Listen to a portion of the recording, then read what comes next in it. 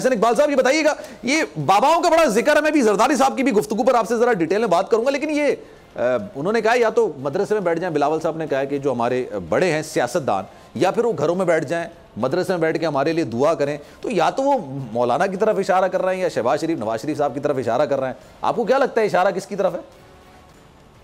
उनका इशारा अपने वालिद मोहतरम की तरफ हो, अब ये तो वो ही बता सकते हैं।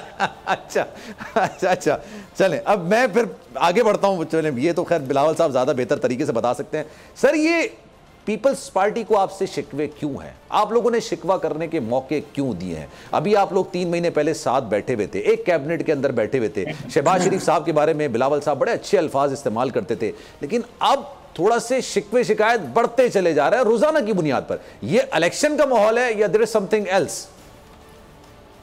देखिए, पहली बात तो जैसे आपने अभी खुद कहा कि जो कैबिनेट है वो इज्तिमाई जिम्मेदारी होती है, और बिलावल भुट्टो जरदारी साहब उनकी पार्टी के वज़रा उस मखलूत हुकूमत में आखिरी लम्हे तक, आखिरी सेकंड तक शरीक रहे। कभी उन्होंने 16 माह के दौरान किसी फैसले से इख्तलाफ रिकॉर्ड नहीं कराया। सही है। तो अब लिहाजा अब आकर उन फैसलों से या किसी बात से खुद को अलहदा करना शायद मुनासिब नहीं है। अब अगर वो हमें महंगाई लीग कहेंगे तो कहने को तो लोग उनको भी सैर पार्टी कह सकते हैं, लेकिन हम ये नहीं कहते, हम इस सतह पे नहीं जाना चाहते। हम चाहते हैं कि वो अपना प्रोग्राम बताएं, और जो एक मुश्तरका दौर था उसमें वो हर फैसले में शरीक थे, उसके उतने ही जिम्मेदार हैं जितने हम जिम्मेदार हैं।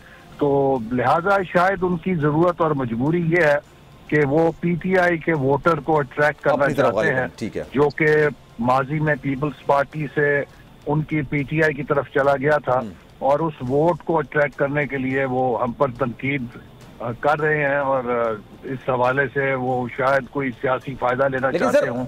अब ये देखना है कि इससे उनको। सर, मेरा यहाँ पर एक इख्तिलाफ है। आपने कहा सर ये पीटीआई के वोटर्स को शायद अपनी तरफ गालिब कर ये लेकर आना चाह रहे हैं, उनको अपनी तरफ खींचना चाह रहे हैं। सर, उन्होंने तो आपके भी वोटर्स को तोड़ा है ना, वरना अगर मैं 2013 की बात करूं, 2008 के अंदर पीपल्स पार्टी के पंजाब के अंदर अच्छे खासे वोटर्स भी थे, सीटें भी थी। 2013 में ज्यादा, गालिबन शायद 17-18 सीटें थी, 2018 में वो भी इतनी ज्यादा नहीं थी। तो सर, ये आपको लगता है कि वो अपना हो सकता है कि असर रसूख पंजाब में वो वाला बनाना चाह रहे हो जो 2008 के अंदर था उनका? देखिए, पंजाब में खास तौर पे जो पीपल्स पार्टी का थोड़ा बहुत वोट था वो 2018 में और 13 में ट्रांसफर हो गया था पीटीआई को।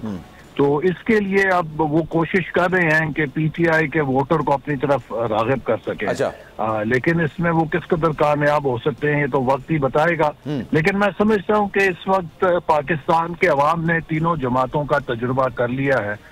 तीनों जमातों की तीनों सूबों में हुकूमतें रही हैं। पीटीआई की 10 साल केपी में रही है, मुस्लिम लीग नून की 10 साल पंजाब में रही है, और पीपल्स पार्टी की तो 15 साल से सिंध के अंदर है। और इनमें से क्या पीपल्स पार्टी पाकिस्तान को कह सकती है कि हम आपको कराची जैसी तरक्की देंगे?